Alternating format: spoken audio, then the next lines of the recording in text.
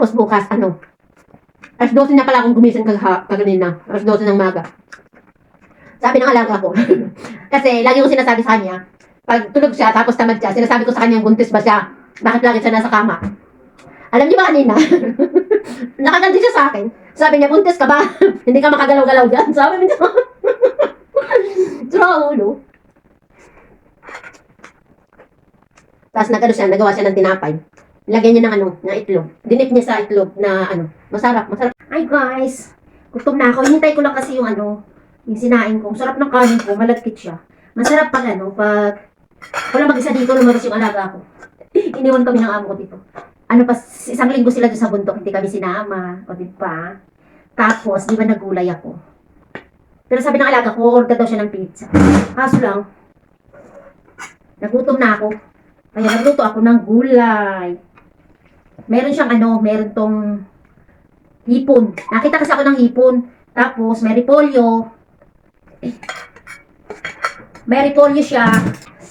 Nagutom na ako. Ang almusal namin kanina, yung tinapay lang. Tapos, bukas, ako ay magluluto ng crepe. Gusto niya crepe. Lutuan ko siya ng crepe.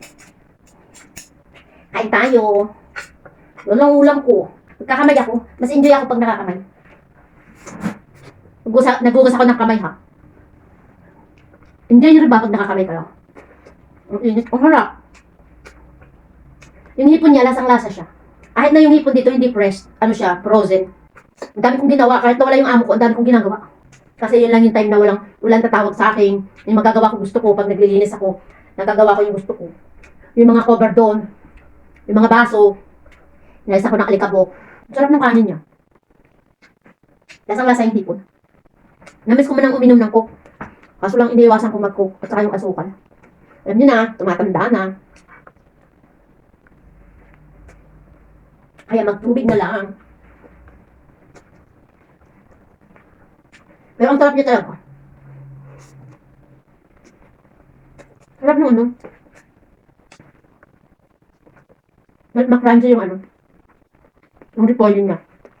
Nagabi alas 3 na ako nakatulog kasi nagano ako ng mga damit ng amo ko. Tinapon ko yung mga hindi niya ginagamit, yung mga tira, yung mga may tinapon ko.